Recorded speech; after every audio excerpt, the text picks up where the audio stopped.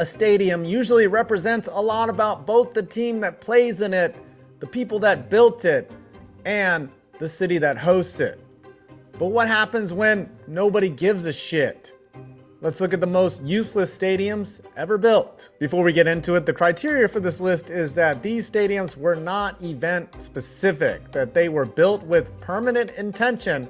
However, they were or completely underutilized. So stadiums that were used for Olympic venues or World Cup soccer are not on this list. Simmons Bank Arena, Little Rock, Arkansas. Originally the home of the University of Arkansas Little Rock for 6 years, Simmons Bank Arena has seen very little use for sports since the Trojans pulled out. Stay with me here. These are the jokes. Originally the Alltel Arena, then the Verizon Arena, this stadium was funded with just a quarter of the $80 million price tag coming from taxpayer money. Little Rock-based Alltel paid for most of it, and then they got bought out. And since it opened in 1999, it's only had 4 sports tenants. The aforementioned Trojans for 6 years, the ECHL hockey team, the Riverblades from 1999 to 2003, an Arena Football League team, and an NBA D-League team from 2004 to 2007. And that was their last permanent tenant. Not shocking that a city of only 202,000 residents can't fill a stadium that holds 18,000. The U of ALR basketball teams left the cavernous arena for the Jack Stevens Center, which is about 1/3 the size and located on campus. Good move for them, bad move for Simmons Bank Arena, which still serves as a concert venue and sits empty when not putting on a show. The Memphis Pyramid, Memphis, Tennessee. Memphis is a weird city. You know, it's named after Memphis in Egypt, and it has statues and even temples around the city that honor the Egypt that it's named after. It's weird. So in the late 80s, they had an idea. Instead of building just a normal arena, let's build a pyramid. Opened in 1991. At the time, it only hosted the Memphis Tigers, and then they got lucky when the Vancouver Grizzlies were successfully lured to Memphis in 2001. For 3 years, the place was busy. However, as soon as the Grizzlies got there, they demanded a new arena, which was opened in 2004, the FedEx Forum. I mean, it was probably a weird place to play with a huge roof and a square seating arrangement, like legit. Did nobody think this through? Soon after, both teams left. Then the pyramid sat empty for a long time. Mind you, this was only 13 years after the place opened, which is nothing in terms of arena usage. It was finally reopened in 2015 as a Bass Pro Shops, which is kinda awesome. Yes, it serves as a fantastic place to buy a buck knife, but as a sports arena, it was functionally useless. The BOK Center, Tulsa, Oklahoma. Or is it BOK Center? This is the only stadium on the list that does have a primary tenant, the Tulsa Oilers of the ECHL. That's hockey, which isn't bad. They've been here since 2008. However, this arena looks like a Bugatti under a car shed in Florida. It's way over architected for tiny Tulsa, Oklahoma. Built at a cost of $196 million in 2008, which is like $8 billion in 2024. It was built while Tulsa's economy boomed post-Katrina as many transplants flooded the area. As they have left, it now just serves as an opulent monument to the good old days. It still hosts concerts, and the WNBA used to play here, but that team has been gone a long time. Nou Mestalla, Valencia, Spain. This stadium is useless because it hasn't even been opened, but it looks, 70% done.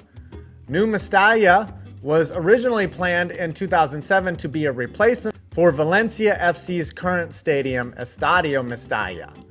Construction began in 2007 and was due to be completed by 2009. However, the club suffered financial problems and the work on the stadium was halted.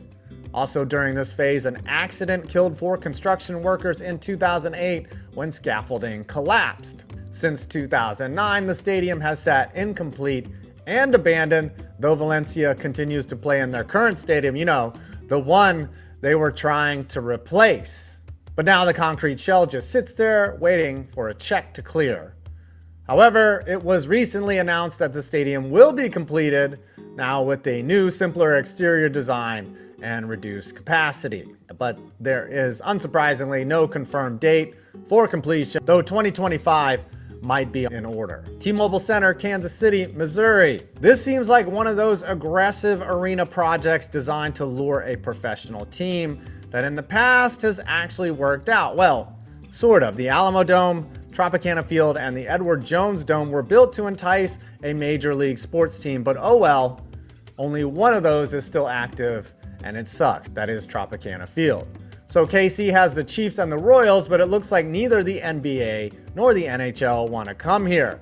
T-Mobile Center was built in 2007, and it was rumored to be the escape hatch for the Pittsburgh Penguins, but instead it has only hosted an Arena League team, professional bull riding, and the Big 12 men's basketball tournament, an annual event that lasts about a week. The arena is beautiful and it serves as an indoor concert venue, but still, it doesn't look like the NBA or NHL will be expanding or moving here anytime soon. Guangzhou FC Stadium, Guangzhou, China. Now, this was supposed to be the world's largest football stadium when all said and done. However, now it simply sits empty and partially completed. Kind of hard to play soccer without a football field. In 2020, China Evergrande Group earmarked $1.7 billion in an attempt to build a mega stadium in the highly populated area of Southeast China. It was to serve as the home to 8-time Super League champion South China Tigers and be a staple venue of the 2023 AFC Asian Cup. Unfortunately, Evergrande Group suffered a liquidity crisis in 2021 that caused the immediate cessation of construction and put the stadium project on hold. The situation was so dire, the government stepped in and acquired the project. However, there is no timeline for completion at this point, and Guangzhou FC continues to play in their older, multi-purpose stadium. So as of now, it serves as a reminder to make sure you have all your funding secure before you start something. I mean, it might be completed one day, but for now, it's just been a giant waste. And now for our most useless stadium that has a legit excuse. Donbass Arena, Donetsk, Ukraine. Okay, so this one has a legit excuse for being both short-lived and abandoned. You know, war. Built in Ukraine in 2009, the Donbass Arena was supposed to house their local soccer club, Shakhtar Donetsk, which they did up until 2014. It also hosted UEFA Euro matches in 2012. But then, you know, that guy named Vladimir Putin. In 2014, the Russo-Ukrainian war began to escalate, and the stadium was also reportedly damaged due to artillery. The soccer club then moved about 183 miles to Kharkiv.